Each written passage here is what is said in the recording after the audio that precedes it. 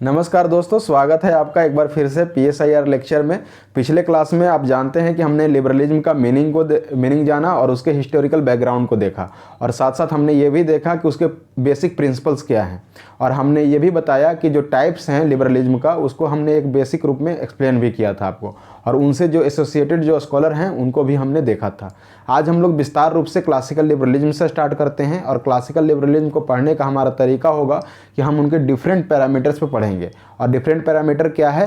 पहला है on individual, दूसरा है ऑन सोसाइटी, और ऑन स्टेट इनका क्या व्यू था। आपको एग्जामिनेशन में भी ये पॉइंट्स याद रखने चाहिए, क्योंकि इसी पैरामीटर्स पर एग्जामिनेशन में भी पूछा जाता है। या फिर अगर डिफरेंसेस करने के लिए आएगा कि क्लासिकल लिबरलिज्म और मॉडर्न लिबरलिज्म जो है उसमें डिफरेंसेस क्या है, कंपैरिजन क्या करना है, तो आपको इन्हीं पैरामीटर्स पे कंपेयर भी करना चाहिए, और उसके जो एसोसिएटेड थिंकर हैं डिफरेंट, उसके बारे में आपको समझना चाहिए, उसके बारे में लिखना चाहिए। तो देखिए कि ऑन इंडिविजुअल डिफरेंट स्कॉलर्स ने क्या क्या बोला है क्लासिकल लिबरलिज्म का। आपको पता है कि हमने पिछले लेक्चर में जो डिस्कस किया था कि क्लासिकल लिबरलिज्म से एसोसिएटेड जो थिंकर हैं, जैसे कि जॉन लॉक हो गए, एडम स्मिथ हो गए, जर्मी बेंथम हो गए, J.S. मिल हो गए, इनके बारे में हमने देखा था। अब उन्हीं के थॉट को कि उनका इंडिविजुअल पर क्या है थॉट, उनकी सोसाइटी पे क्या है थॉट, एक एक करके हम लोग देखेंगे। तो पहले जो थिंकर हैं जैसे कि जॉन लॉक, तो जॉन लॉक को बोला जाता है फादर ऑफ क्लासिकल लिबरलिज्म, और इनको फादर ऑफ क्लासिकल लिबरलिज्म इसलिए बोला जाता है क्योंकि इन्होंने सबसे पहले इसकी शुरुआत की। जो लिबरल जो सोच लेकर आए अपने राइटिंग में, ये पहले थिंकर हुए थे। उससे पहले हम जितने भी थिंकर देखते हैं, जैसे ग्रीक में, वेस्टर्न थिंकर्स में ग्रीक फिलोसफर्स को देखते हैं, तो वहाँ पर उन्होंने एक इंडिविजुअल की लिबर्टी के बारे में ज़्यादा बात नहीं की थी। वहाँ पे स्टेट का इन्फ्लुएंस ज़्यादा था, स्टेट को एज ए नेचुरल बीइंग देखा जा रहा था। लेकिन यहाँ पर इन्होंने इंडिविजुअल को प्राथमिकता दिया, और इसलिए बोला जाता है इनको classical father of classical liberalism. ये एज ए क्वेश्चन भी आपको पूछा गया है UPSC में कि why John Locke is known as the father of classical liberalism, या फिर इस तरह से पूछा गया है, इस तरह से पूछा जा सकता है कि John Locke is a father of classical liberalism, और आपको डिस्कस या कमेंट करने के लिए बोला जा सकता है। तो एज ए थिंकर भी हमें जॉन लॉक को पढ़ना है, हमारे सिलेबस में दे रखा है। तो हम जब as a thinker John Locke को पढ़ेंगे तब भी हम देखेंगे कि इनको क्लासिकल लिबरलिज्म का फादर, पिता, जनक क्यों कहा जा रहा है। ठीक है, तो अभी देखिए कि ऑन इंडिविजुअल क्लासिकल लिबरलिज्म की क्या सोच थी। ठीक है, तो पहले जो थिंकर हैं कि जॉन लॉक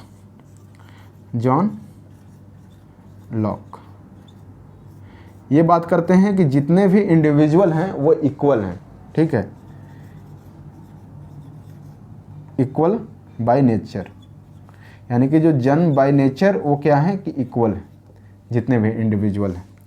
ठीक है, इसलिए बोलते हैं कि जब सारे इंडिविजुअल जब इक्वल हैं तो ये बोलेंगे कि किसी भी व्यक्ति को किसी के अधीन नहीं रहना चाहिए, यानी कि जो इससे पहले जो स्लेवरी सिस्टम चला आ रहा था उसके खिलाफ हैं ये।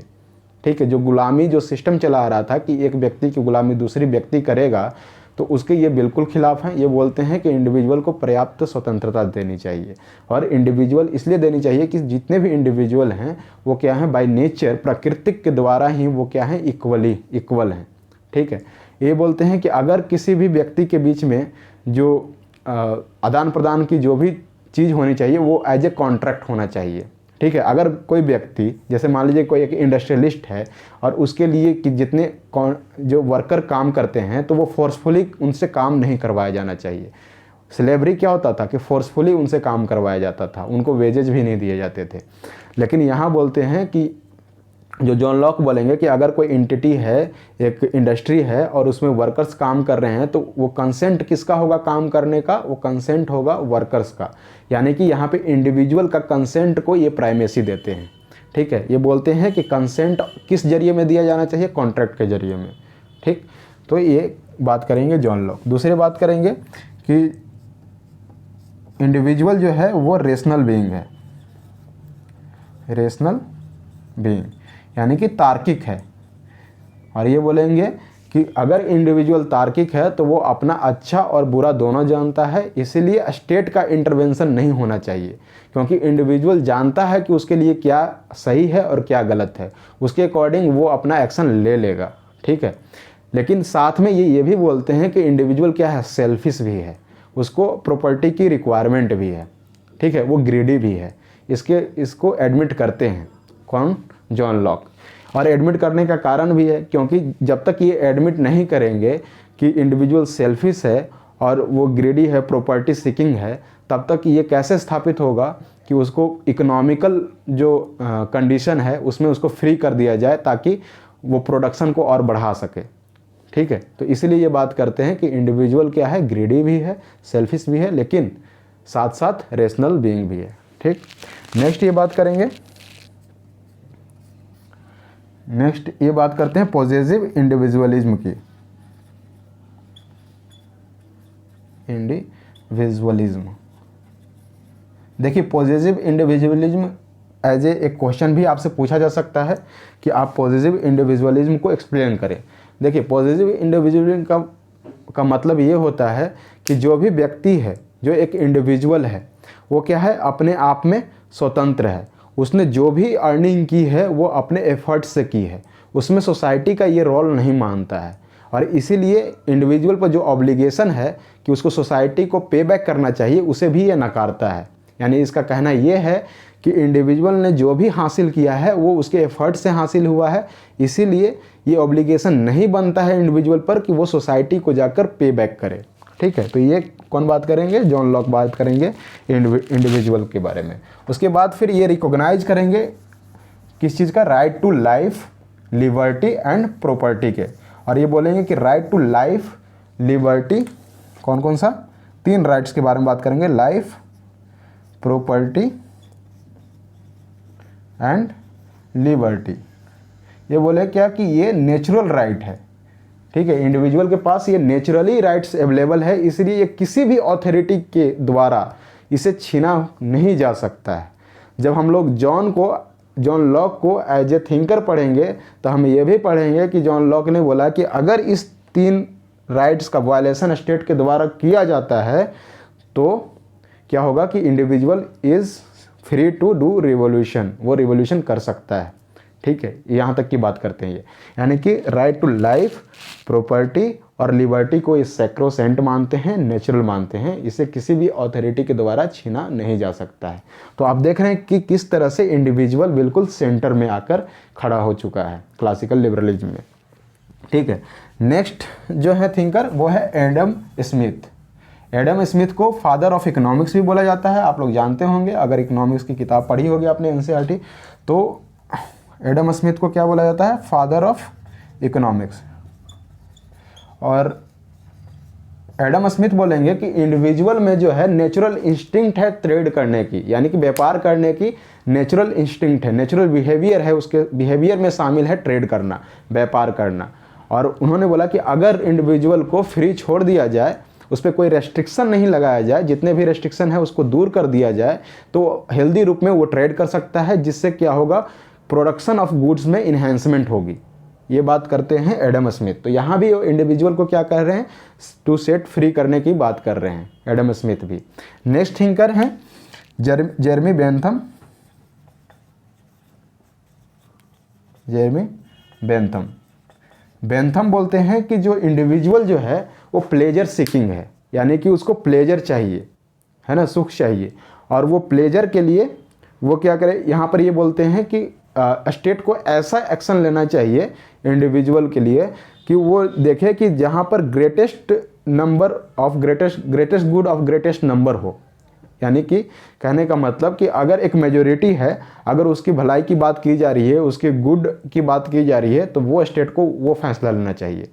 साथ साथ ये बात ये भी करते हैं कि जो जेरेमी बेंथम ये बात करते हैं क्वांटिटेटिव प्लेजर की बात करते हैं। एक इनके जो शिष्य हुए जेएस मिल, उनके भी बारे में हम लोग बात करेंगे, लेकिन पहले जेरेमी बेंथम के बारे में बात करना चाहूँगा मैं कि जेरेमी बेंथम जो है यूटिलिटेरियनिज्म के फादर माने जाते हैं, फादर ऑफ यूटिलिटेरियनिज्म। ठीक है, यानी कि यूटिलिटी को प्रधानता मानते हैं, यूटिलिटी। ठीक है, यूटिलिटी यानी कि ये बोलते हैं कि इंडिविजुअल जिसमें यूटिलिटी देखता है, कि उपयोगिता देखता है, उसी ओर वो खींचे जाएगा। ठीक है, और इन्होंने बोला कि कोई भी चीज़ जैसे कि एब्सोल्यूट कोई राइट नहीं है, एब्सोल्यूट इक्वलिटी को इन्होंने नकार दिया, लेकिन इन्होंने ये माना कि जो यूटिलिटी के आधार पर, किसी भी चीज़ की उपयोगिता के आधार पर निर्णय लेना चाहिए। ठीक है, ये कौन बात करेंगे? जेरेमी बेंथम बात करेंगे। आगे ये बात करते हैं कि जो यूटिलिटी है, ठीक है, किसी जो प्लेजर की यूटिलिटी है, तो प्लेजर जो सीकिंग है इंडिविजुअल, वो क्या करेगा कि क्वांटिटिव रूप में वो प्लेजर को देखता है कि कहाँ पर हमें सबसे ज़्यादा प्लेजर मिल रहा है। ठीक है, तो यानी कि ये प्लेजर में क्वांटिटी को लेकर आते हैं। ठीक, यहाँ पर ये प्लेजर में क्वांटिटी को लेकर आते हैं, संख्यात्मक चीज़ों को लेकर आते हैं, और वो बोलते हैं कि प्लेजर जो है क्या है? क्वांटिटिव है। ये बोलते हैं कि प्लेजर कोई क्वालिटी नहीं होता। यानी कि अगर मान लीजिए कि आपको प्लेजर मिल रहा है पोएट्री सुनने में और एक को प्लेजर मिल रहा है पुष्पिन गेम खेलने में, तो दोनों को ये बोलेंगे वो बराबर लेवल पर प्लेजर है। ठीक है, there is no difference between the pleasure of listening poetry और reciting poetry and playing the game of pushpin. ये इन्हीं का एग्जाम्पल है। ठीक है, जेरेमी बेंथम को एज ए थिंकर पढ़ेंगे तो हम इनकी भी बात करेंगे। ये जो थ्योरी है इनका यूटिलिटेरिज्म का, जो कि आगे चलकर इनकी थ्योरी को बोला गया कि it is a philosophy of pig और पिग्स फिलॉसफी। ठीक है, एक जानवर की फिलॉसफी, इनके फिलॉसफी को करार दिया गया। और ये जे.एस. मिल ने ही इनके फिलॉसफी को, इनके जो शिष्य हुए जे.एस. मिल, उन्होंने ही इनकी फिलॉसफी को पिग्स फिलॉसफी बोला था। ठीक है, तो जब एज ए थिंकर पढ़ेंगे जे.एस. मिल को, एज ए थिंकर पढ़ेंगे जेरेमी बेंथम को, तो वहाँ भी हम इसके बारे में देखेंगे। अभी सिर्फ और सिर्फ हम कुछ ही पैरामीटर्स पर उनको देख रहे हैं कि जेरेमी बेंथम का इंडिविजुअल पर क्या सोच थी। ठीक है, उसके बाद फिर जेरेमी बेंथम का फिर हम लोग जब सोसाइटी में आएंगे तो वहाँ भी लॉक का देखेंगे कि सोसाइटी के ऊपर क्या व्यू था। तो यहाँ पर इन्होंने मेन क्या बोला है, आप नोट कर सकते हैं कि men are move to act solely by the desire to seek pleasure, जो अभी मैंने बताया, and to avoid pain. Each individual is best जज ऑफ इट्स ओन इंटरेस्ट। यानी कि यहाँ भी इंडिविजुअल की ये बात कर रहे हैं, इंडिविजुअल की प्राथमिकता की, कि हर एक इंडिविजुअल क्या है, अपना जजमेंट लेने के लिए वो बेस्ट है। ठीक है, वो अपने बिहाफ पर जजमेंट ले सकता है। यानी कि ये भी ये बात को मानते हैं कि इंडिविजुअल क्या है, तार्किक है, तभी तो वो अपना बेस्ट जजमेंट ले सकता है। ठीक है, स्टेट का इंटरवेंशन ये नहीं चाहते हैं। ठीक, तो ये हो गया व्यू ऑन इंडिविजुअल। अब हम बात करेंगे ऑन सोसाइटी, कि सोसाइटी पे क्या व्यू था इन लोग का। ठीक है, तो सोसाइटी को ये क्या मानेंगे, ये सोसाइटी को आर्टिफिशियल मानते हैं। ठीक है, आर्टिफिशियल मानते हैं।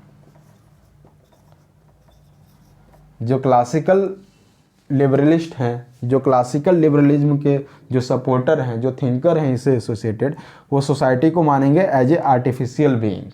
जबकि हमने देखा था ग्रीक थिंकर्स में, हमने जो पढ़ा था प्लेटो और एरिस्टोटल, वहाँ पर वो क्या बात करते हैं कि सोसाइटी क्या है, एज ए नेचुरल बीइंग है, क्योंकि सोसाइटी लोगों के नेसेसिटी के रूप में आया है। ठीक है, लेकिन यहाँ पर ये क्या मानेंगे कि सोसाइटी क्या है, आर्टिफिशियल है। ठीक है, और ये नेचुरल नहीं है, बिल्कुल आर्टिफिशियल है। लेकिन ये किसको कॉन्ट्राडिक्ट कर रहे हैं, ये ग्रीक थिंकर्स को यहाँ पे कॉन्ट्राडिक्ट कर रहे हैं। फिर ये बोलते हैं, दूसरी बात ये बोलेंगे, ये पहला हो गया। दूसरा बोलेंगे कि सोसाइटी का जो काम है वो इंडिविजुअल का इंटरेस्ट है। सोसाइटी क्या है, इंडिविजुअल के इंटरेस्ट के लिए काम करता है। ठीक है, यानी कि सोसाइटी का अपना कोई इंटरेस्ट नहीं है। जो इंडिविजुअल का इंटरेस्ट है एग्रीगेटेड रूप में, वही सोसाइटी का इंटरेस्ट है। ठीक है, ये कौन बात करेंगे, क्लासिकल लिबरलिज्म में हम लोग देख रहे हैं तो क्लासिकल लिबरलिस्ट ही बात करेंगे।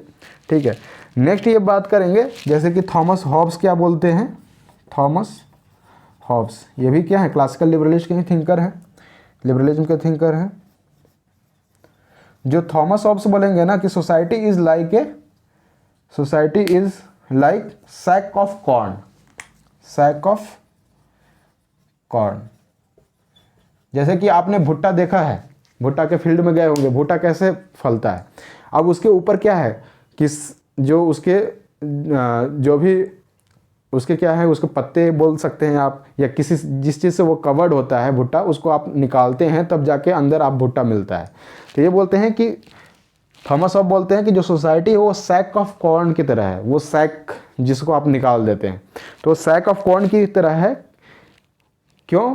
क्योंकि जिस तरह से सोसाइटी में इंडिविजुअल हैं वो दोनों सेपरेट हैं, उसी तरह से हम देख सकते हैं कि दोनों एक साथ हैं, कॉर्न और सैक, है ना। कॉर्न अंदर है और उसके जो सराउंडिंग में क्या है, सैक है, दोनों क्या है, एसोसिएटेड हैं आपस में, लेकिन येट दे आर सेपरेट। तो यहाँ बात करेंगे कि like a sack of a corn individuals are also associated with the society but they are separate. ठीक है, तो यहाँ पर आप ये बात नोट कर सकते हैं कि like a sack of a corn according to Hobbes, like a sack of a corn individuals are associated with the society at they are separate. ठीक है, ये बात करेंगे हॉब्स। वहीं पे जेरमी बेंथम बात करेंगे कि सोसाइटी जो है वो फिक्सियस यूनिट है। जेरमी बेंथम क्या बात करेंगे, जेरमी बेंथम बात करते हैं कि सोसाइटी इज ए फिक्सियस एंटिटी, यानी कि काल्पनिक एक व्यवस्था, एक काल्पनिक इंस्टीट्यूशन है जिसका अपना कोई इंटरेस्ट नहीं है। Does not have self of its own, self interest of its own apart from the interest of its members, यानी कि जो भी इनका मेंबर का जो इंटरेस्ट है ना, वही सोसाइटी का इंटरेस्ट है, उसके अलग कोई सोसाइटी का इंटरेस्ट नहीं है। और सोसाइटी क्या है, एक फिक्सियस बॉडी है, एक फिक्सियस इंस्टीट्यूशन है, एक काल्पनिक इंस्टीट्यूशन है। ये बात करेंगे जेरमी बेंथम। ठीक है, उसके बाद आगे बात करेंगे क्लासिकल लिबरलिस्ट की जो सोसाइटी है, एक गुड सोसाइटी कैसा होना चाहिए। एक गुड सोसाइटी ऐसा होना चाहिए कि जो अपने इंडिविजुअल पर कोई भी रेस्ट्रिक्शन नहीं लगाए, है ना। याद कीजिए कि आप गांव में होते हैं या फिर अपने आसपास आप मोहल्ला वगैरह में देखते हैं, तो क्या आप पे सोसाइटी कोई रेस्ट्रिक्शन लगाती है? ज़रूर लगाती है। अनेक तरह के रेस्ट्रिक्शन होते हैं। आप किसी के साथ घूम नहीं सकते, किसी के साथ पार्क में नहीं बैठ सकते हैं अपने चाहते लोगों के साथ, है ना। सोसाइटी अलग अलग तरह से आपको एक बात बनाने लगती है, आपसे अलग अलग तरीके से प्रेशर पुट करती है। ठीक है, तो हम देखते हैं कि सोसाइटी का अभी जो मॉडर्न एज में भी हम लोग देख रहे हैं कि सोसाइटी का बहुत ज़्यादा इन्फ्लुएंस होता है इंडिविजुअल पर। ठीक है, लेकिन यहाँ पर जो क्लासिकल लिबरलिस्ट बोल रहे हैं, इनके अकॉर्डिंग क्या होना चाहिए कि कोई रेस्ट्रिक्शन नहीं होना चाहिए, वही सबसे अच्छा सोसाइटी माना जाएगा। A good society does not restrict it's individual, उस पर वो प्रेशर नहीं डालता है। ठीक है, तो आप देखिए, अगर लिबरलिस्ट के चश्मे से देखेंगे आप, तो क्या आपकी सोसाइटी अच्छी है?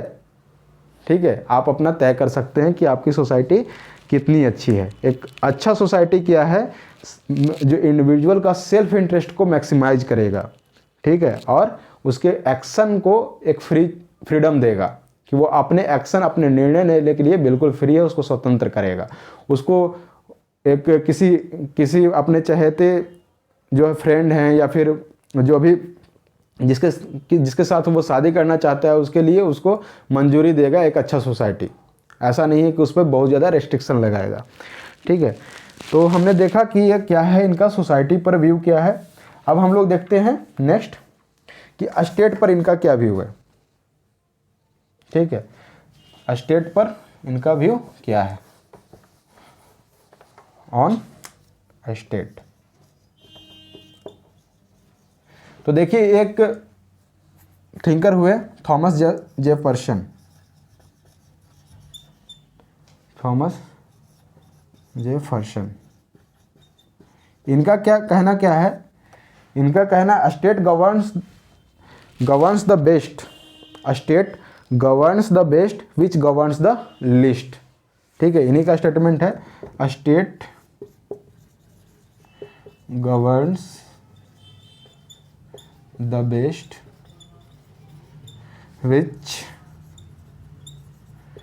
गवर्न्स द लिस्ट, यानी कि ये भी स्टेट के मिनिमम स्टेट की बात कर रहे हैं। ठीक है, याद होगा कि 2014 में जब इलेक्शन हुआ था, जब इलेक्ट होकर मोदी जी आए थे हमारे प्रधानमंत्री, तो उन्होंने क्या बोला था, उन्होंने बोला था मैक्सिमम गवर्नेंस और मिनिमम गवर्नमेंट की बात की थी। ठीक है, वही ये बात करता है। ठीक है, state governs the best which governs the list. ठीक है, यानी मैक्सिमम गवर्नेंस की, यानी कि जो भी सुविधाएं होंगी वो मैक्सिमम होगा आपके लिए, लेकिन जो स्टेट का कंट्रोल क्या होगा वो मिनिमम होगा। Maximum governance, minimum government. Minimum government का मतलब क्या हुआ, स्टेट का इंटरवेंशन जो है वो बहुत बेयरली मिनिमम होना चाहिए। आपको फ्रीडम देना चाहिए अपने आपके चॉइसेस के रूप में कि आप क्या करना चाहते हैं। आपको हर एक फील्ड में आपको फ्रीडम होना चाहिए। यही बात करते हैं यहाँ भी थॉमस जेफरसन। ठीक है, अब यहाँ पर नेक्स्ट क्या व्यू है स्टेट पर? नेक्स्ट व्यू है कि स्टेट जो है वो नेसेसरी है। ठीक है, अगर आपसे मैं पूछूं कि ये स्टेट की बात को कबूलेंगे कि नहीं क्लासिकल लिबरलिज्म, क्योंकि ये इतना स्टेट के अगेंस्ट जा रहे हैं, इंडिविजुअल को प्राथमिकता दे रहे हैं, तो क्या इनके अकॉर्डिंग स्टेट होना चाहिए या नहीं होना चाहिए? ऑब्वियस होना चाहिए, क्योंकि इंडिविजुअल का जो राइट्स है वो कौन तय करेगा? वो स्टेट के द्वारा ही तय किया जा सकता है। इसीलिए ये इंडिविजुअल्स में भी, इंडिविजुअल को फ्रीडम तो बहुत है, लेकिन यहाँ भी स्टेट की बारे में बात कर रहे हैं कि स्टेट होना चाहिए। और ये स्टेट का क्या काम क्या होगा? Necessary to protect the interest of the individual, यानी इंडिविजुअल का जो इंटरेस्ट है उसको प्रोटेक्शन देना, यही स्टेट का काम है। ठीक है, फॉर एग्जाम्पल कि जो हमने 3 नेचुरल राइट्स के बारे में बात की थी, right to life, right to property and liberty, यानी कि अगर फॉर एग्जाम्पल हम देखें तो जैसे कि कौन से राइट्स को इसको प्रोटेक्ट करना चाहिए, तो फॉर एग्जांपल जो राइट टू प्रॉपर्टी है, राइट टू लिबर्टी है और राइट टू लाइफ है, इसकी प्रोटेक्शन कौन करेगा? स्टेट करेगा। यानी कि इंडिविजुअल के इंटरेस्ट के लिए काम करना चाहिए स्टेट को।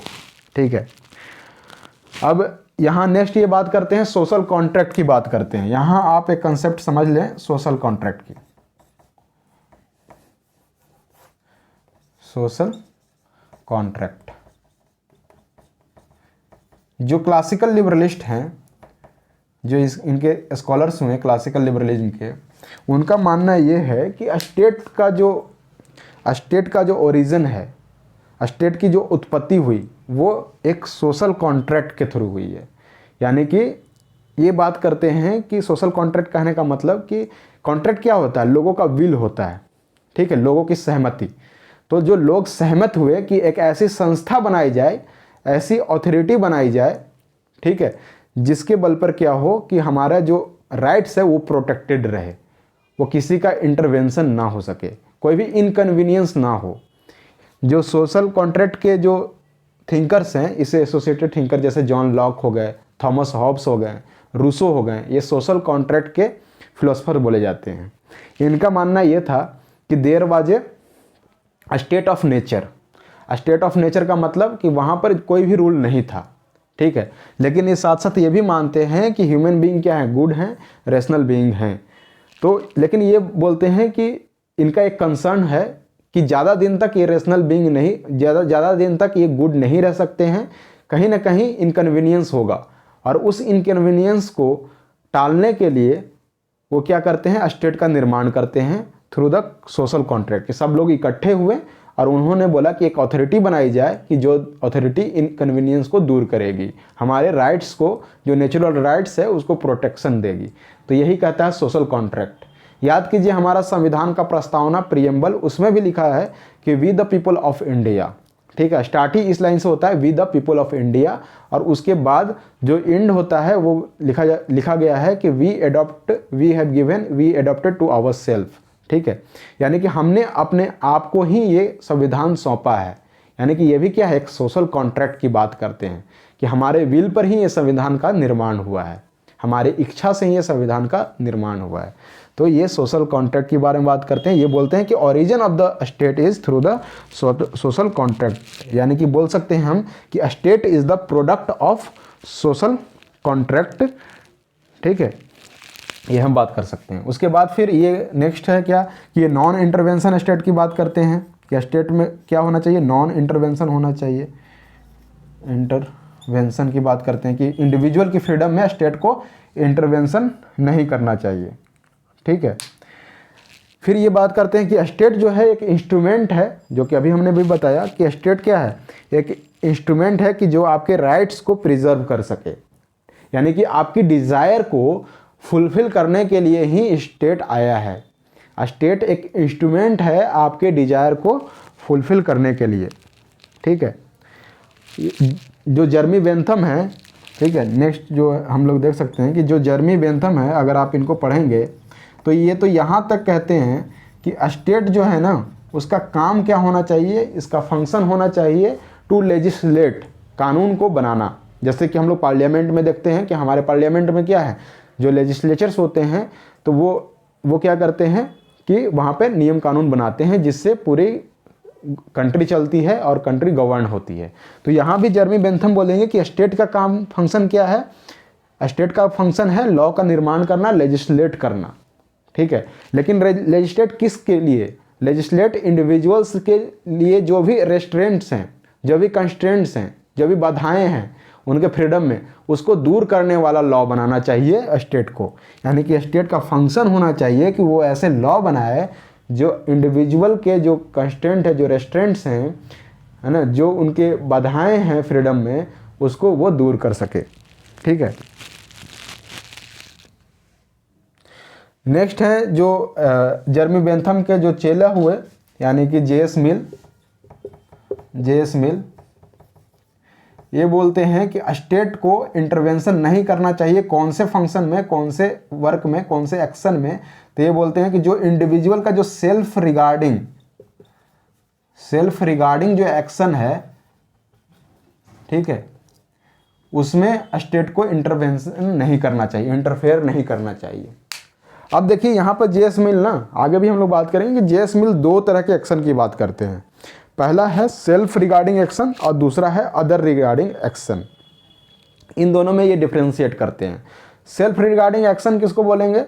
फॉर एग्जांपल जैसे आजकल कोरोना का दौर है, कोरोना में आपको मास्क पहनना है, ठीक है। अगर आप बोलेंगे कि मैं मास्क नहीं पहनूं, ठीक है, मैं मास्क नहीं पहनूंगा क्योंकि इससे क्या होगा, मुझे इफेक्ट होगा, तो इसके लिए मैं जिम्मेदार हूँ, अपने लिए जिम्मेदार हूँ, मैं अपना क्षति कर रहा हूँ, तो तुम्हें क्या प्रॉब्लम, दूसरे को क्या प्रॉब्लम है, ठीक है।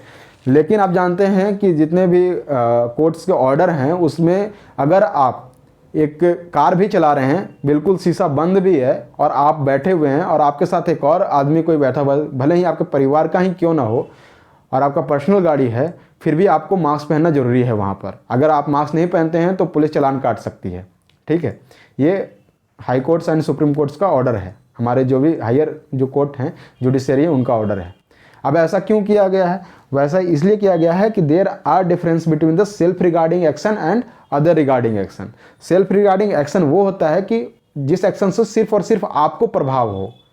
यहाँ पर क्या हो रहा है कि आपके मास्क ना पहनने के एक्शन से जो आपके साथ व्यक्ति बैठा हुआ है उसको भी प्रभावित हो रहा है, ठीक है। यानी कि अगर मान लीजिए कि दूसरा व्यक्ति बैठा हुआ है, विद इन द कार है दूसरा व्यक्ति, तो आपने अगर मास्क नहीं पहना है तो हो सकता है कि आपके अंदर वो वेरिएंट हो, वह कोरोना का जो वायरस हो वो हो और दूसरे व्यक्ति को इफेक्ट कर सकता है। तो यहाँ पर वो एक्शन क्या है, अदर रिगार्डिंग एक्शन माना जाएगा। आप अपने प्राइवेट स्पेस में कुछ भी करें, स्टेट को उससे मतलब नहीं है। स्टेट का मतलब सिर्फ इतना है कि अगर अदर रिगार्डिंग एक्शन हो तो वहाँ पर स्टेट इंटरवेंशन करेगी ही करेगी। फॉर एग्जांपल ट्रैफिक में आप अपना बाइक चला रहे हैं, वो आपका पर्सनल बाइक है, लेकिन आप क्या कर रहे हैं, जो ट्रैफिक जो नियम है उसको तोड़ रहे हैं। ट्रैफिक रेड बत्ती है लेकिन आप तोड़ के जा रहे हैं, तो ये सिर्फ और सिर्फ आपको इफेक्ट नहीं करेगा, यहाँ पर जितने भी सराउंडिंग में जो लोग हैं, उस रोड पर लोग हैं, उन सबको प्रभावित करेगा। तो वो एक्शन क्या हो गया, वो अदर रिगार्डिंग एक्शन हो गया। लेकिन सेल्फ रिगार्डिंग एक्शन अगर आप सोचे कि जैसे कि आप रूम में बैठे हैं, अपना मोबाइल चला रहे हैं, तो वो आपका वो जो सेल्फ रिगार्डिंग एक्शन हुआ उससे आपको लाभ या हानि हो सकती है, उसमें स्टेट का इंटरवेंशन ये नहीं चाहते हैं जेएस मिल, ठीक है। आपको होप कि समझ में आ गया होगा self regarding action and other regarding action. यहाँ पर जब ये सेल्फ रिगार्डिंग एक्शन की बात कर रहे हैं तो यहाँ भी ये बात कर रहे हैं कि स्टेट का इंटरवेंशन नहीं होना चाहिए, इंटरफेयर नहीं होना चाहिए, ठीक है। नेक्स्ट जो क्लासिकल लिबरलिस्ट बात करते हैं वो स्टेट को बोलते हैं कि state is a necessary evil. अब ये क्या बात है कि स्टेट क्या है, नेसेसरी इविल है, यानी कि वो खराब भी है लेकिन नेसेसरी भी है। कैसे भाई? State is necessary evil. अब देखिए यहाँ पे दो वर्ड है, नेसेसरी भी है और इविल भी है, ठीक है। तो ऐसा खराब हो, ऐसा चीज़ जो इविल कि जो कि नेसेसरी हो जाए। नेसेसरी क्यों है? क्योंकि आपको स्टेट ही क्या करता है, आपके जो लॉज बनाता है, लॉ एंड ऑर्डर के लिए ये है, maintain law and order, maintain law and order, आपकी जो ज़रूरतें हैं उसको पूरी करता है। तो इसलिए ये क्या है, नेसेसरी है। लेकिन इविल क्यों है? इविल क्यों है? क्योंकि ये आपके जो ह्यूमन लिबर्टी है उसमें इंटरफेयर करता है, ह्यूमन लिबर्टी को कंस्ट्रेन करता है।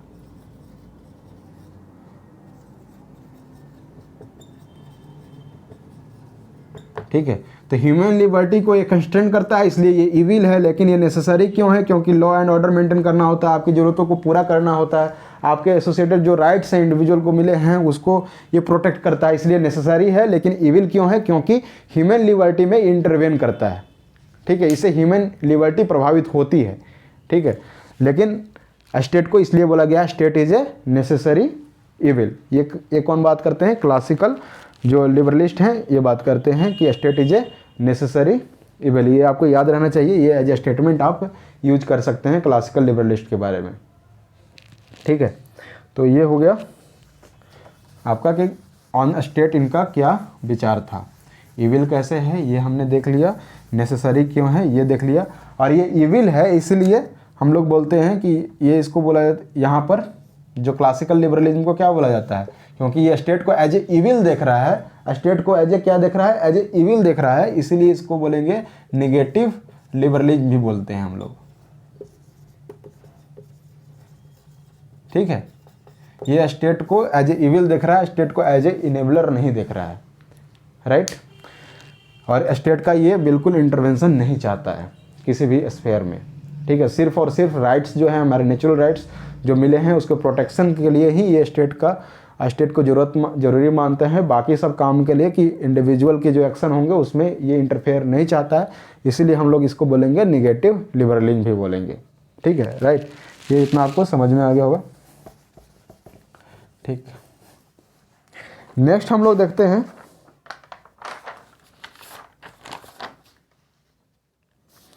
नेक्स्ट कुछ थिंकर देख लेते हैं। जैसे कि हम लोग जॉन लॉक को देखा कि जॉन लॉक ने क्या बात की, जर्मी बेंथम को देखा कि जर्मी बेंथम ने क्या बात की। ठीक है, जेएस मिल को हमने देखा, थॉमस हॉब्स के बारे में देखा कि थॉमस हॉब्स ने क्या बात की है। ठीक है, तो अब जो नेक्स्ट थिंकर आप देखेंगे तो ये थोड़ा ज़्यादा ही एक्सट्रीम है। क्लासिकल लिबरलिस्ट में भी एक एक्सट्रीम थिंकर हुए जिनका नाम है हर्बर्ट स्पेंसर। हर्बर्ट स्पेंसर, आप देखेंगे कि इनकी आइडियोलॉजी जो है वो इतनी ज़्यादा एक्सट्रीम है कि आप बोलेंगे कि ये क्या है। ठीक है, ये बोलेंगे कि बिल्कुल स्टेट का कोई भी इंटरवेंशन नहीं होना चाहिए, कि एक्चुअली जो स्टेट का जो इंटरवेंशन है ना वो नेचर के ही खिलाफ है। ठीक है, ये बात करेंगे हर्बर्ट स्पेंसर। आपने सुना होगा डार्विन के बारे में। डार्विन ने क्या बात की थी? सर्वाइवल ऑफ द फिटेस्ट और दूसरा नेचुरल सिलेक्शन। नेचुरल सिलेक्शन और सर्वाइवल ऑफ द फिटेस्ट किनका थ्योरी बोला जाता है? डार्विन का थ्योरी बोला जाता है। वो डार्विन के थ्योरी को ये सोसाइटी में लेकर आते हैं। ठीक है, इसीलिए इनको बोला जाता है कि ये सोशल डार्विनिज्म को बढ़ावा देने वाले हैं। ये बोलते हैं कि जो स्टेट का इंटरवेंशन है ना वो इस तरह से है कि वो नेचर में ही इंटरफेयर कर रहा है, जो कि बिल्कुल गलत है। अगर कोई व्यक्ति अगर कमज़ोर है तो उसको वाइप आउट हो जाने दो, उसको मर जाने दो, उसको स्टेट का कोई भी जो भी सुविधाएं उसको नहीं देना चाहिए। स्टेट का प्रोटेक्शन बिल्कुल दिया ही नहीं जाना चाहिए। ठीक है, वो बोलता है कि अगर आपने ऐसा किया, स्टेट इंटरवेंशन कर रहा है तो वो नेचुरल सिलेक्शन के प्रोसेस में इंटरफेयर कर रहा है, जो कि नेचर के खिलाफ होगा। आप देखिए वो कितना ही ज़्यादा एक्सट्रीम स्टेटमेंट है। ठीक है, कि बिल्कुल स्टेट का इंटरवेंशन होना ही नहीं चाहिए। ऐसे ही थिंकर हैं आगे जाकर बोलते हैं कि जो वेजेस जो दिए जाने चाहिए लेबर्स को, जैसे कि इंडस्ट्रियल रिवोल्यूशन हुआ था, वहाँ पे वर्कर्स अपॉइंट हुए, वर्कर आके उसमें काम कर रहे हैं।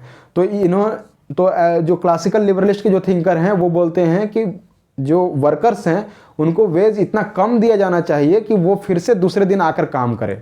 कि अगर आप उनको ज़्यादा पैसा दे दोगे, एक दिन से ज़्यादा पैसा दे दोगे, तो वो क्या करेंगे? दूसरे दिन नहीं आएंगे, वो लेजीनेस आ जाएगा उनमें और वो दो काम पर नहीं लौटेंगे। आप देखिए ये कितनी मतलब कि खराब बात थी, जो कि बिल्कुल एक सोसाइटी को बहुत नीचे ले गया। ठीक है, एक क्लास ऑफ जो सोसाइटी है उसको बिल्कुल नीचे ले जाने का काम किया है। ठीक है, तो ये बात तो यहाँ पर ही बात हुई थी क्या कि जो वर्कर्स हैं उनको बिल्कुल कम वेयर मिनिमम वेज देना चाहिए। अब मान लीजिए कि आप पूरे दिन में आप मात्र 100 रुपये उनको दे रहे हैं कि उनका सिर्फ और सिर्फ वो उस पैसे में वो सिर्फ दिन का खाना खा सके, एक दिन का खाना खा सके। तो क्या होगा कि दूसरे दिन उनको फिर से खाना है, तो वो फिर से उनको आना पड़ेगा इंडस्ट्रीज़ में। तो ऐसे बात करते हैं ये हर्बर्ट स्पेंसर, ठीक है, सोशल डार्विनिज्म के ये सपोर्टर हैं, और ये बोलते हैं कि स्टेट का इंटरवेंशन बिल्कुल कम होना चाहिए, स्टेट को छोड़ देना चाहिए। अगर कोई भी व्यक्ति पुअर है तो पुअर रहने देना चाहिए। वो धीरे धीरे क्या होगा, नेचर का ही ये कॉल है कि उनको वाइप आउट कर दिया जाए, क्योंकि वो नेचर में रहने के, सोसाइटी में रहने के लिए फिट नहीं है। ठीक है, अब आप समझ में आ गया होगा कि जब ऐसे थिंकर्स, ऐसे चीज़ें, आइडियोलॉजी अगर काम करने लगेगी वर्ल्ड में तो फिर क्या होगा। तो जो इंडस्ट्रियल रिवोल्यूशन आया उसमें क्या हुआ कि बहुत सारे लोग क्या हुए, इंडस्ट्रीज में अपॉइंट हुए एज ए वर्कर, लेकिन ऐसी सोच के कारण कि एक वर्क कि बहुत ज़्यादा इंडिविजुअल को फ्रीडम दे दिया गया और स्टेट का बिल्कुल इंटरवेंशन नहीं था, उससे क्या हुआ कि इंडस्ट्रियलिस्ट का, जो कैपिटलिस्ट जो हैं लोग, उसका इंटरवेंशन बहुत ज़्यादा बढ़ गया।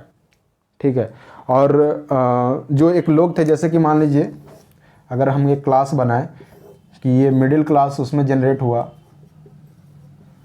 मिडिल क्लास, और ये क्या हुआ, लोअर क्लास हम देखते हैं, और यहाँ हायर क्लास। ठीक है, तो ये तो फ्यूडलिज्म में थे, तो ये चीज़ सिस्टम ख़त्म होकर जब मिडिल क्लास एक पिक्चर में आया तो यहाँ पर हमने देखा कि लिबरलिज्म के कंसेप्ट आया। लेकिन लिबरलिज्म के कंसेप्ट ने क्या किया कि ये जो सोसाइटी था, ये जो क्लास था, इसको ऊपर उठाने का काम किया, लेकिन जो लोअर जो क्लास के लोग थे वो और डाउन चले गए।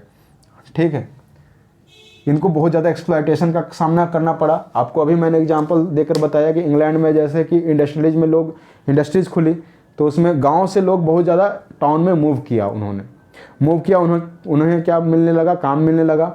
लेकिन धीरे धीरे क्या है कि उनकी वेजेस को बहुत कम कर दिया गया, उनको छुट्टियां भी नहीं दी जाती थी, प्रॉपर एक वेकेशन भी नहीं दिया जाता था, और बहुत ज़्यादा काम करवाया जाता था, और वेजेस भी बहुत कम किए जाते थे। तो इससे क्या हुआ कि एक्सप्लॉयटेशन बढ़ा। अब कोई इंटरवेंशन नहीं है, बिल्कुल खुला छोड़ दिया गया है, कोई देखने वाला नहीं है, तो क्या होगा कि जो इंडस्ट्रीज़ हैं, जो कैपिटलिस्ट जो लोग हैं, वो क्या है, अपने प्रॉफिट को मैक्सिमाइज करना चाहते हैं, वेलफेयर के लिए नहीं काम करते हैं, वो प्रॉफिट कमाने के लिए काम करते हैं। तो वो प्रॉफिट कमाने के लिए क्या करेंगे कि अपना प्रॉफिट कम, प्रॉफिट कैसे उनका ज़्यादा होगा कि जो अर्निंग है और एक्सपेंडिचर है, ठीक है, एक्सपेंडिचर कम होगा और अर्निंग ज़्यादा होगी, तभी तो प्रॉफिट ज़्यादा होगा, मैक्सिमाइज कर पाएंगे। अब एक्सपेंडिचर का एक एक्सपेंडिचर ये भी है कि उनको वेजेस देने पड़ रहे हैं जो वर्कर क्लास को, तो ये क्या किया इन्होंने, वेजेस को बहुत कम कर दिया कि ताकि अपने प्रॉफिट को बढ़ा सके। और इसके कारण क्या हुआ, क्लासिकल लिबरलिज्म के सोच के कारण ही क्या हुआ कि बहुत ज़्यादा एक्सप्लॉयटेशन बढ़ा। अब इस चीज़ को कैसे टैकल किया जाए, तो इसके लिए वहाँ पर बहुत सारे आंदोलन भी उठने शुरू हो गए। आप जानते हैं कार्ल मार्क्स के बारे में सुना होगा, उन्होंने कम्युनिज्म, सोशलिज्म का कंसेप्ट दिया, सोशलिज्म आया कि उस तरह से सोसाइटी का इंटरवेंशन और स्टेट का इंटरवेंशन कैसे बढ़ना चाहिए ताकि जो लोअर क्लास है उसको भी ऊपर उठाया जा सके। ठीक है, अब देखिए कि जब ये बात चल रही थी कि सोशलिज्म का रिवॉल्यूशन होने लगा और कम्युनिस्ट जो रिवॉल्यूशन की बात की जाने लगी, कार्ल मार्क्स ने अपने किताब लिखा, तब ये खलबली मच गई लिबरलिस्ट क्लास में। ठीक है, तो इन्होंने क्या किया कि अपने अंदर ही जो लिबरलिस्ट थे, जो कि लिबरलिज्म को बचाना चाहते थे, क्योंकि आप जानते हैं कि जब रिवॉल्यूशन होगा तो इस आइडिया को क्या करेंगे, लोग हटा देंगे, इसको लोग मानेंगे नहीं आइडिया को। तो अब हमें एज ए आइडिया लिबरलिज्म को इनको बचाना था। तब एज ए आइडिया जब ये लिबरलिज्म को बचाना है तो कुछ तो ऐसा करना पड़ेगा इसमें डेवलपमेंट लिबरलिज्म में कि ताकि लोगों में एक और विश्वास जाग सके कि नहीं, ये सिर्फ एक्सप्लॉयटेशन ही नहीं करता लोअर क्लास का, बल्कि अब उनके उत्थान के लिए भी बारे में बात करेगा। इसीलिए जो क्लासिकल लिबरलिज्म से इवॉल्व होकर डेवलपमेंट, जो नया डेवलपमेंट आया, उसे हम लोग कहेंगे मॉडर्न लिबरलिज्म, जो कि स्टेट के इंटरवेंशन की बात करेगा। ठीक है, मॉडर्न लिबरलिज्म जिसमें स्टेट का रोल आप देखेंगे कि थोड़ा स्टेट का रोल भी बड़ा हो रहा है। नेक्स्ट क्या है, मॉडर्न लिबरलिज्म। ठीक है, और ये मॉडर्न लिबरलिज्म को क्या भी बोलेंगे हम लोग, पॉजिटिव लिबरलिज्म बोलेंगे। क्योंकि पॉजिटिव क्यों, क्योंकि ये पॉजिटिव चीज़ देख रहा है स्टेट को, क्योंकि स्टेट क्या कर रहा है यहाँ पर, एज ए वेलफेयरिज्म की तरह काम कर रहा है, वेलफेयर ऑफ द पीपल की तरह काम कर रहा है स्टेट का ये इंटरवेंशन चाहता है। ठीक है, स्टेट का एक रोल को ये डिग्निफाई कर रहा है। ठीक है। तो आप देख रहे हैं कि मॉडर्न लिबरलिज्म किसके लिए आया, क्योंकि लिबरलिज्म को ही बचाना था, उसके लिए मॉडर्न लिबरलिज्म आया। अब इसके अंतर्गत आपको मैंने बताया था कि टी.एच. ग्रीन जैसे फिलोसोफर हुए, टी.एच. ग्रीन हो गए, ठीक है, स्कॉलर जैसे कि लास्की हो गए, ठीक। तो यहाँ पर हम देखेंगे कि मॉडर्न लिबरलिज्म अब हम देखते हैं कि ये क्या है। उससे पहले मैं आपको एक ब्रीफ इंट्रोडक्शन दे दूँ कि मॉडर्न लिबरलिज्म कैसे इवॉल्व हो रहा है। आप देख सकते हैं कि यहाँ पर क्या है कि क्लासिकल लिबरलिज्म था, क्लासिकल लिबरलिज्म, ठीक है, ये एक ट्रांजिशन फेज समझ लीजिए। और यहाँ पर आप देख सकते हैं मॉडर्न लिबरलिज्म। अब इसके अपने कुछ स्कॉलर हुए हैं, इसके अपने सेट ऑफ स्कॉलर हैं, ठीक है, राइट। अब इसी के बीच में इसके दोनों के क्रॉस रोड पर खड़े हैं जे.एस. मिल। यानी कि अगर आप जे.एस. मिल को ध्यान से पढ़िएगा तो आपको लगेगा कि ये कुछ ना कुछ इनके जो थ्योरी है उसमें मॉडर्न या पॉजिटिव लिबरलिज्म की भी सोच इसमें निहित है। फॉर एग्जांपल इनकी दो थ्योरी के बारे में हम बात करते हैं। पहला थ्योरी, ठीक है, यहाँ पर इन्होंने क्या बोला था, इन्होंने डिफरेंशिएट किया था self regarding action and other regarding action. तो जब ये अदर रिगार्डिंग एक्शन की बात करेंगे, रिगार्डिंग एक्शन, जब ये अदर रिगार्डिंग एक्शन की बात कर रहे हैं तो क्या कर रहे हैं, वो स्टेट के इंटरवेंशन के ही बारे में बात कर रहे हैं ना। आपको एग्जांपल दिया था मास्क पहनने वाला गाड़ी में, तो उसमें क्या है कि अगर वो अदर रिगार्डिंग एक्शन है इंडिविजुअल का, तो वहाँ पर इन्होंने बोला कि स्टेट इंटरवेन कर सकता है। तो हम देख रहे हैं कि किस तरह से ये मॉडर्न लिबरलिज्म की तरफ मूव कर रहे हैं। दूसरी बात, इन्होंने qualitative differences of different pleasure के बारे में बात किया। जैसे इनके जो गुरु हुए जेरेमी बेंथम, उन्होंने क्या बोला था कि या तो आप पोएट्री सुन ले, पोएट्री रिसाइट करें, या फिर गेम पुष्पिन का गेम खेले, दोनों का प्लेजर सेम ही है। लेकिन यहाँ पर ये बात करते हैं कि नहीं, प्लेजर क्या है, क्वालिटेटिव है। There is a differences on the basis of quality. For example कि मान लीजिए कि आपको हैप्पीनेस मिल रहा है कि आपका एक तरह से यूपीएससी का रिजल्ट क्लियर हो गया है, और आपको मिठाई खा के भी प्लेजर मिलता है, दोनों में आपको आनंद आता है। लेकिन सबसे अच्छा क्वालिटी वाला आनंद कब आएगा आपको, जब आपका यूपीएससी का एग्जाम क्लियर होगा। आप देखेंगे अपना रोल नंबर इंटर करेंगे, उसमें लिखा होगा कि रिकमेंडेड, तो आप उसमें क्या करेंगे, उसको ज़्यादा आपको खुशी देगा, ज़्यादा हैप्पीनेस देगा। तो क्वालिटी किस में ज़्यादा है, यूपीएससी क्लियर करने में। जबकि मिठाई खाने में भी आपको आनंद आ रहा है, लेकिन मिठाई खाने में वो जो क्वालिटी है आनंद का वो कम है। तो इसके बारे में कौन बात कर रहे हैं, जे.एस. मिल बात कर रहे हैं। यानी कि ये बात करेंगे कि जो स्टेट का जो इंटरवेंशन होना चाहिए कि इस तौर पर होना चाहिए कि जहाँ पर क्वालिटी के अनुसार होना चाहिए, क्योंकि जो प्लेजर है, क्योंकि दोनों मानते हैं, जे.एस. मिल भी मानते हैं और ये जेरेमी बेंथम भी मानते हैं कि आदमी क्या है, आदमी में डिजायर है, ठीक है, और वो डिजायर क्या है, प्लेजर के लिए है, और वो पेन को अवॉइड करना चाहता है। तो यहाँ बोलेंगे कि जे.एस. मिल बोलेंगे कि स्टेट को इंटरवेंशन करके उस प्लेजर को आगे रखना चाहिए, प्रायोरिटी देना चाहिए जो कि क्वालिटी में सबसे अच्छा हो। फॉर एग्जांपल, एकदम लेटेस्ट एग्जांपल आपको दूंगा। अभी क्या है कि कैबिनेट ने किसकी मंजूरी दी है कि 21 ईयर होना चाहिए लड़कियों की शादी का, ठीक है। अब इससे बहुत ज़्यादा जो सोशल जो ऑर्डर था उसमें लोग पहले क्या था कि 18 साल था मिनिमम एज शादी करने का। मुस्लिम पर्सनल लॉ में तो ये है कि पॉवर्टी एज आते ही उसमें शादी कर दी जाती है, शादी करने का आपको एक कंसेंट मिला हुआ है, ठीक है, एक मंजूरी मिली हुई है। लेकिन जैसे ही ये 21 साल का होगा शादी का, तो ये क्या है, ये ग्रेटर गुड के लिए किया गया है। और ग्रेटर गुड यहाँ पर क्या है, लड़कियों का ओवरऑल डेवलपमेंट की बात, एम्पावरमेंट ऑफ वुमेन, फिर जो मोर्टालिटी रेट है उसको कम करना, ठीक है, जो फर्टिलिटी रेट, मोर्टालिटी रेट, अगर हम ज़्यादा डिलेड मैरिज होता है तो देखा गया है कि फर्टिलिटी रेट जो मैटरनल जो मोर्टालिटी रेट है, जो इन्फेंट मोर्टालिटी रेट है, उसमें कमी आती है, ठीक है।